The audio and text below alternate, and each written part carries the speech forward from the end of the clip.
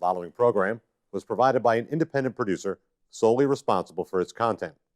The opinions expressed do not necessarily represent the views of this station, its staff, board of directors, or underwriters.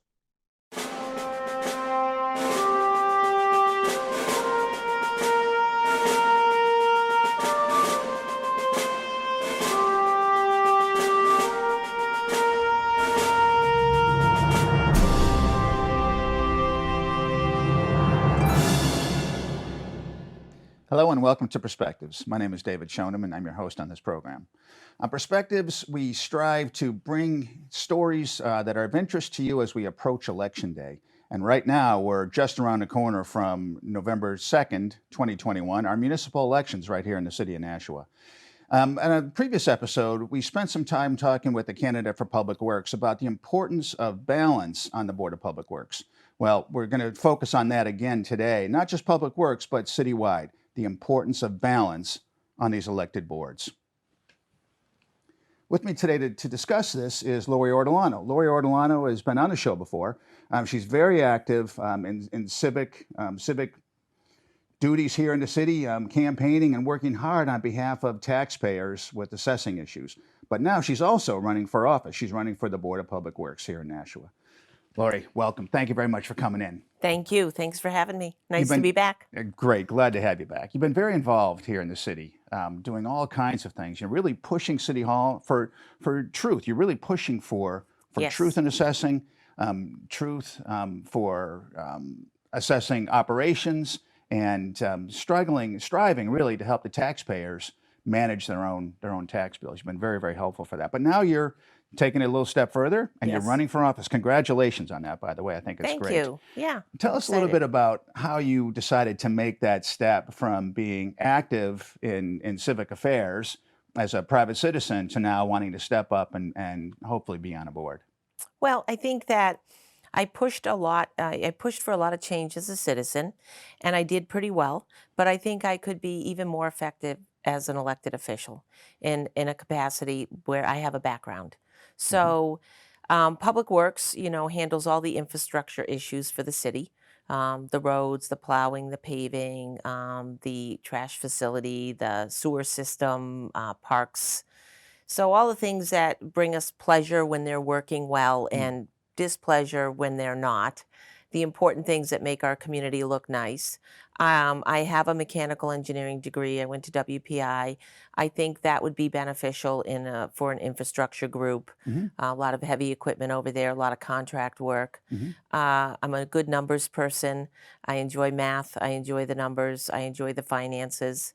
I think I could lend a nice perspective to that board, and I think I could be valuable over there. So I thought that was a good place for me to step in, and I saw a need. There was a need, Right. and I think there's been a need in other city offices as well, and I'm happy to see that people have stepped up to come in and participate and give it a shot to make change. I'm glad to see that too.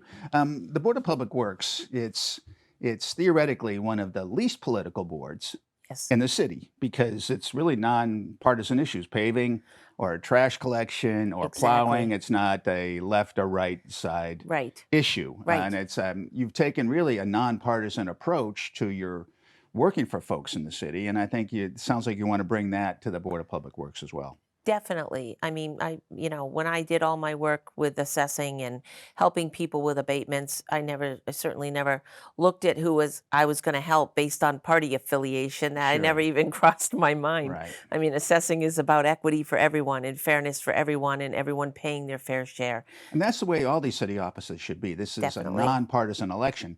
When we voted last year, 2020, next to everyone's name was a D or an R. Right.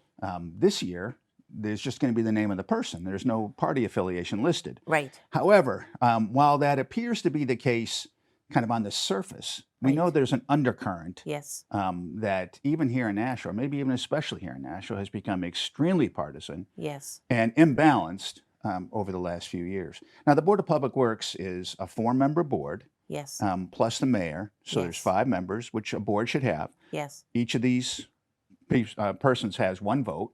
And a lot of the votes these days all seem to go the mayor's way. Yes. it's pretty rare when it doesn't go the mayor's way. Now we Yes. have 4 seats. It's a 4-year term. So two of the seats are remaining filled for the next 2 years. My wife occupies one of those seats. She's on the Board of Public Works. Yes. And Tracy Pappas is up for reelection. I had her Yes. on the show a couple weeks ago. Yep. I thoroughly, formally support her. I think that she's really done a great job and will continue to do so. And you're running for the seat that is that's going to be open. Yes.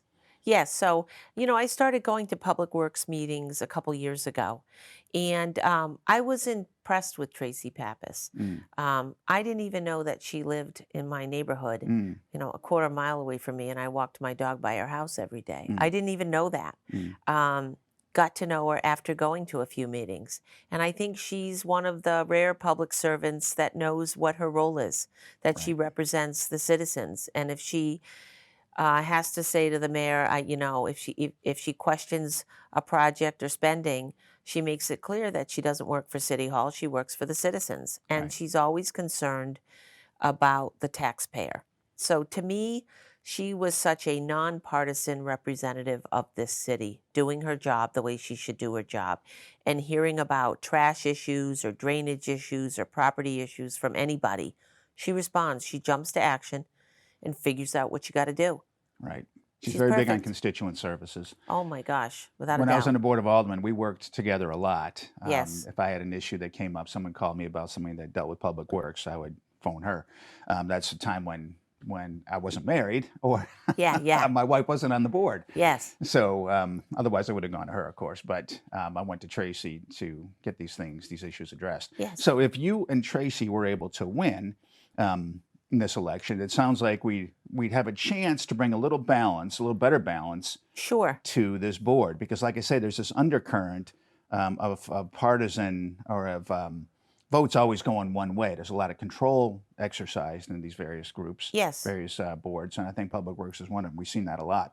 Tracy is often losing a vote Yes. 3-2, Yes. with my wife joining on Tracy's side. So it'd be nice to have your presence there as well as Tracy Pappas's continued presence, so You're that right. that board would begin to do a little bit more than just rubber stamp whatever the mayor wants. Yes, I agree. I think we have to have, more thorough discussions, Mhm. more open dialogue. We're all equal stakeholders there.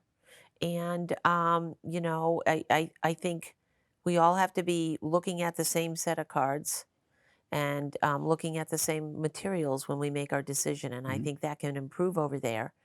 And when we do that, it'll result in decisions that are for the greater good of the city. And I think a lot of the decisions that have been made by the various boards over the years have not been good for the city. They're not fully vetted. Yes. If you are a mayor and you have control of a board, you don't need to really present a convincing argument Right. for a particular idea. Right. You need to spin an argument, get something in the newspaper. You do the minimal, really, Right. because you know that whatever you do, little or great, they're Yes. going to go your way. Right. So if we want ideas, I remember thinking about the Burke Street project. Yes. If you want an idea that involved a lot of money, the Burke Yes. Street project to be properly vetted, you need to have a balanced board. Yes. If you want a paving contract to be properly vetted, Yes. you need to have a balanced board. Yes. And right now, the Board of Public Works is imbalanced. And like you say, there's not a lot of discussion. No. There's not these ideas, like I said, aren't thoroughly vetted. Mhm. And we end up passing something that only with time proves to perhaps not be a good idea. Again, Burke Street Yes. project, Oh, case in point. without a doubt. And I think we just have to be a lot more careful. Given the times coming out of this pandemic, there's a lot of hardship within families with this and financial shifts that happened because of a spouse losing a job, kids at home. We have a projected cost of living adjustment next year that's very high, almost 6% now. Mhm. We have the new assessments coming out from Vision, and there's going to be a real shift onto residential property owners. So it's more important than ever that we make certain that we're spending our money based on the will of the people, Right. and that we're listening to what they're telling us and we're respecting, their pocketbooks and their financial concerns when we make decisions. I think it's really important. It is really important, and it's not the case now. When Right. I ran in 2013 and was elected to the Board of Aldermen, I ran on that basis too. I talked to people about their taxes, and I think that's something that they're going to be focusing on a lot. Folks at home are going to be focusing on a lot this year Without a because we're doubt. going to have big assessment changes and big tax increases. And if we want our money spent well, Yes. these boards need to be balanced. There needs to be Yes. meaningful discussion Yes. and proper vetting of ideas, not just, yeah, Right. let's go do this fun thing that just sounds great. Exactly. And that's the kind of thing Exactly. that happens. Yeah. Now, you mentioned before that there are some other new people who are stepping up too to run for office for the first time. You're running for office for the first time, but there's other Yes. offices in the city.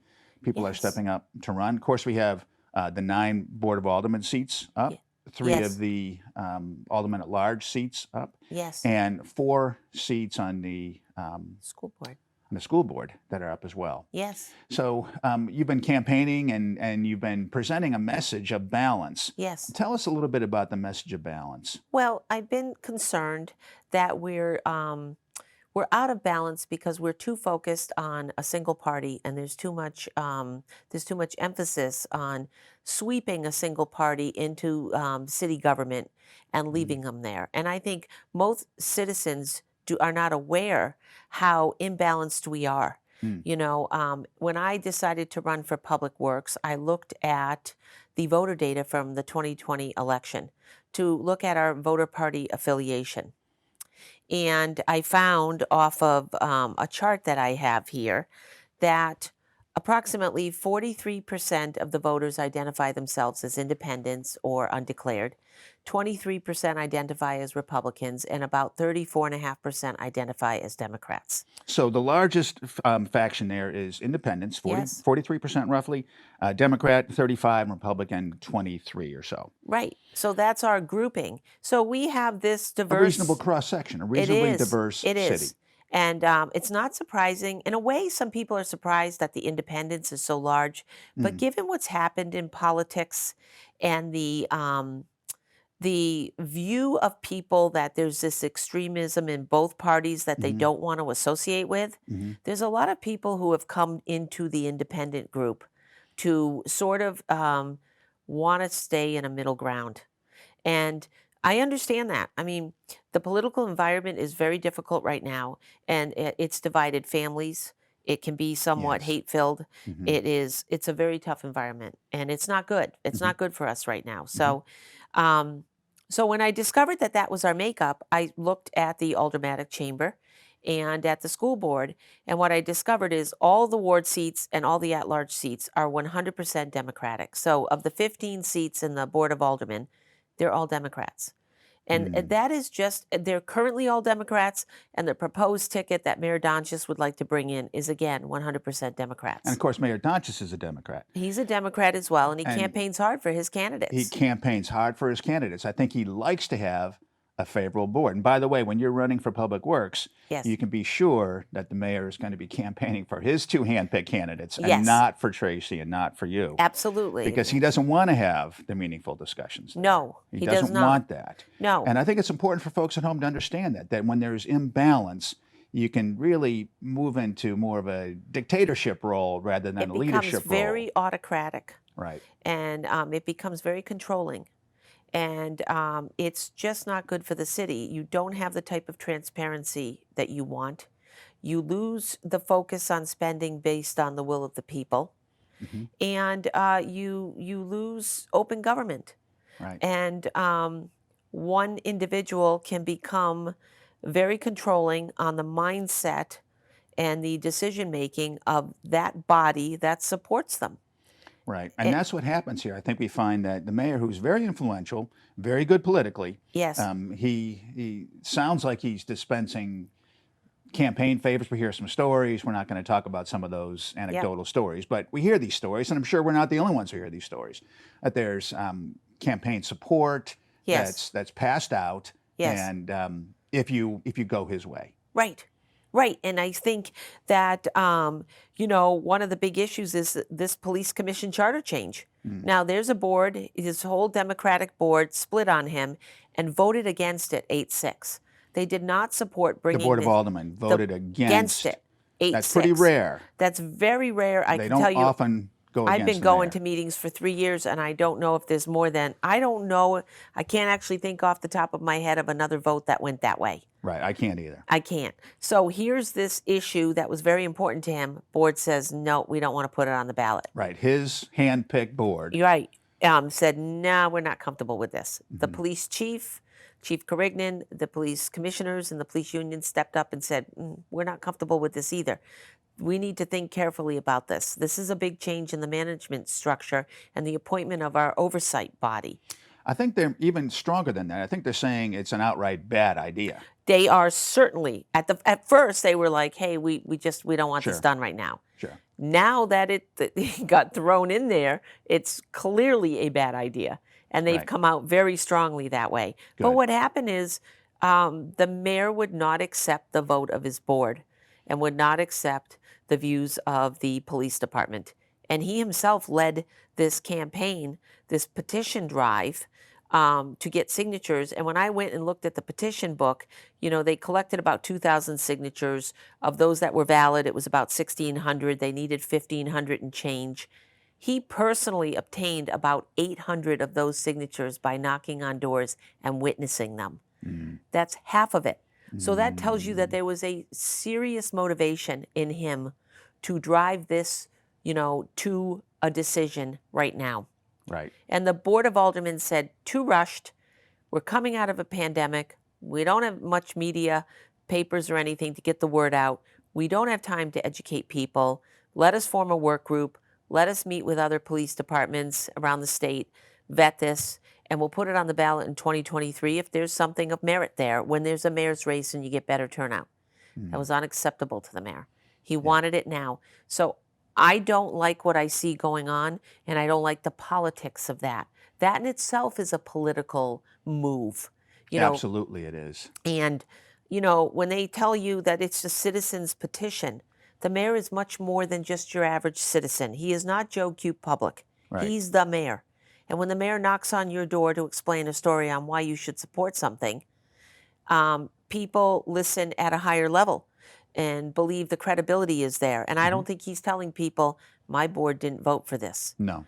And he wants the public to be comfortable with him nominating commissioners and his board approving it, that we should trust the board and him to do the work. But the board has just spoken and said, we're not comfortable doing that. And Right. he doesn't trust them with that vote. Right. So what's the message there? Right. So, that is very autocratic. He has invested a tremendous amount of political capital in pushing on this. And for the life of me, I don't know why. Yes, I heard some speculation. Maybe he wants to run for governor. If Sununu doesn't run again, maybe he wants to say, this is what I was able to do. Right. And so it's not for the benefit of the city. It's somehow it's for his benefit, it sounds like. It's One way or it's another, not it's for his clear. benefit. And we should be able to have these questions answered and have absolute clarity on Right. what is going on here, because it's a charter change. It's basically our city constitution. Right. And we need to understand this, and we should not mess around with the management of the police department unless we understand what the consequences of that could be. Well, one of the consequences is that the police department could become used as a political club. And I don't want to see that. We don't wanna see Nobody that. more than me will tell you Right. I don't want to see You that. certainly, we've talked about that before, but Yeah. just so folks at home understand, you were pursuing a right to know request, and City Hall had you arrested. Yes. Not at that time, but after the fact, if I'm not mistaken. Yeah, and it was getting abatement applications date time stamped. Right. It was senior Part of the citizen. process that City Hall operates under. It was doing official business. It was date time stamping abatement applications. That is in their policy manual as something that should be done. They did not set up any procedure to allow it to be done. When I went to City Hall, the departments I was accessing did not require appointments and were not closed to the public. They were not listed on the website. Right. It blew into something much bigger than it should have. I should have been able to get the assistance. Right. The initial response from the police department was sort of no big deal. And then 26 days later, it was an arrest. Right. Because someone made some phone calls to the police department over those 26 It was days. certainly the mayor and that turned Attorney it Bolton. into a political Absolutely. Right out of the legal. intimidation right out of the legal office. right out of the legal office. And I don't want to see, I don't think citizens, I really don't think citizens should be arrested in City Hall. No. I think we have to be very, very careful about doing that. And just so folks at home know, you're not the only one who No, suffered that. no. There was someone else who was pursuing a right to month know later. request, was arrested Yes. for the same thing, for Right. the same kind of non-crime, Right. and it was intimidation over getting Right. this right to know. And when the old school superintendent was still here too, he had the police called on a couple of folks that were nothing related to something happening right now. It Exactly. was something that was done Right. earlier, and actually one of them with George Farrington turned into a lawsuit that the city had to Exactly. pay out on because it was a misuse of police intimidation. Right. And I don't fault the police department. They were doing what they were told to do, Right. but they were told by the school or by the city Right. to go and arrest these folks. Right. And I don't think that's right at all. I don't think it's right at all, and I think you'll see more of that You will al- see more of that if you allow the mayor to have these appointments. and it's not just this mayor. Just to No, be it's clear, anyone. any mayor because It's true. I think the police department is gonna listen to the guy who signs their checks. Exactly. And here's the guy who signs the checks, who's in charge of the police commission potentially, Right. and they're going to do what he wants. And Well, it's going you to know, turn and, us and from the police department is going to tell you that we're going to always operate under the best procedures and the way we're supposed to operate. But what you have happening when you allow this type of system to be set up is you allow that influence to infiltrate. right. And they may be programmed, the police may be programmed not to accept that. But that is always going into their mind. Right. That memory is always being created and Right. implanted. That's right. And you impose a risk on them That's right. when you do this. And it's not a necessary risk to take. No, we have a very good police department, Yeah. by the way. I'm Yeah, very, we very do. happy with them. They've won an award consistently every Yep. year Yep. for being just an excellent police department here throughout the country. Right. And I think that they don't want to be dragged into that kind of a political enforcement role. They do not. And honestly, whatever the bee is in the bonnet of the mayor and whatever changes he wants to make, I don't think that those changes need to be made through an administrative top level change in how the police department is managed. Mm. You know, no department is perfect. The Nashua Police Department is not perfect. You have policy, you have procedure, and you have training. Mhm. And you work with those things first Mhm. to take corrective action on something that isn't happening that needs to change. You start there. You Right. don't just flip the apple cart over and reappoint, commissioners and change the top level.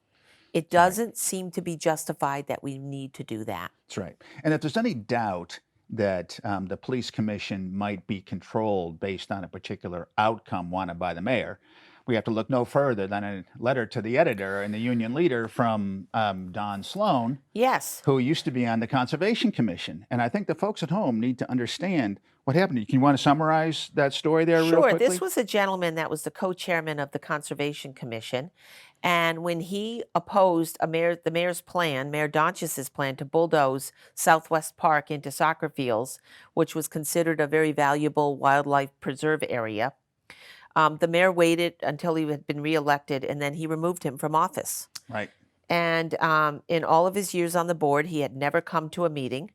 And the mayor claimed that Mayor had never come to a meeting. the mayor had never showed up at a conservation meeting, and the mayor claimed that he wanted to place new blood on, except this gentleman, Don Sloan, was the newest member of the commission. So here's the new blood.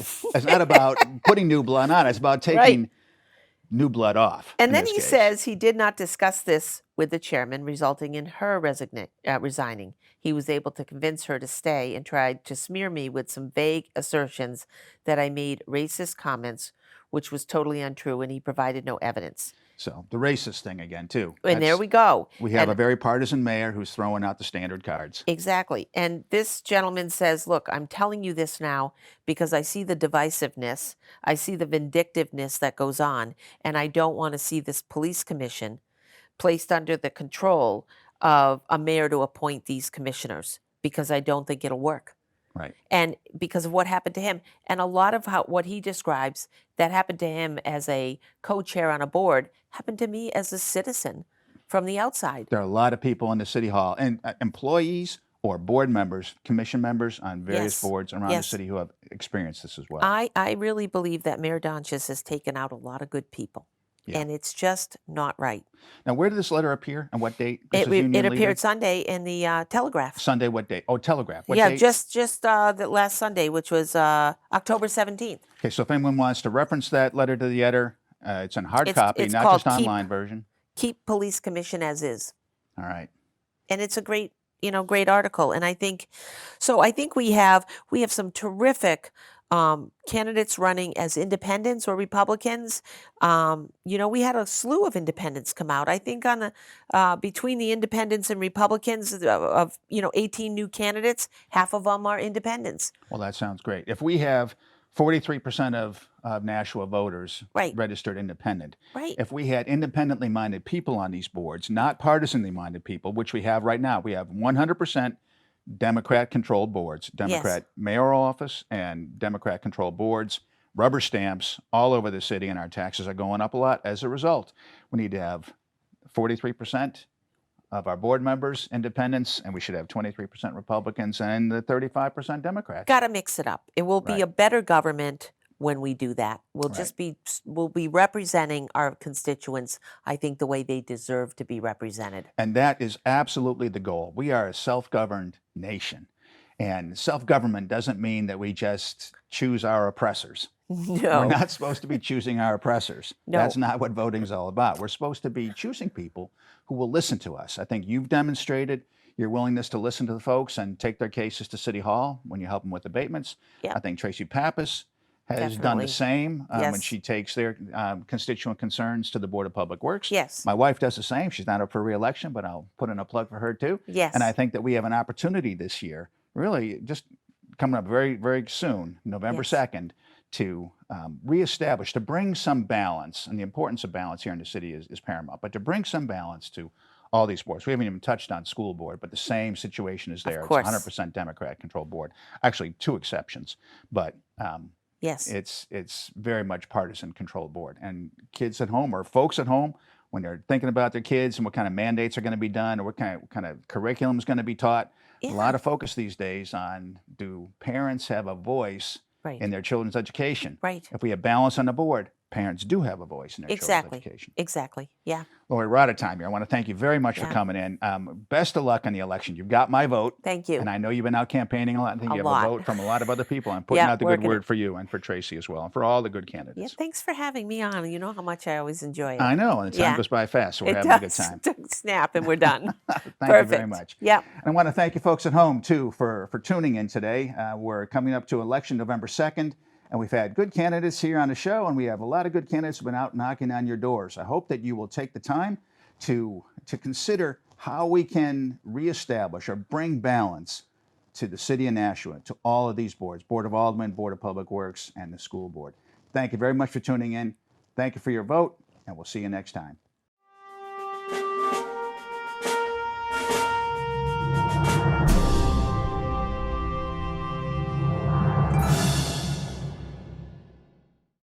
The preceding program was provided by an independent producer solely responsible for its content.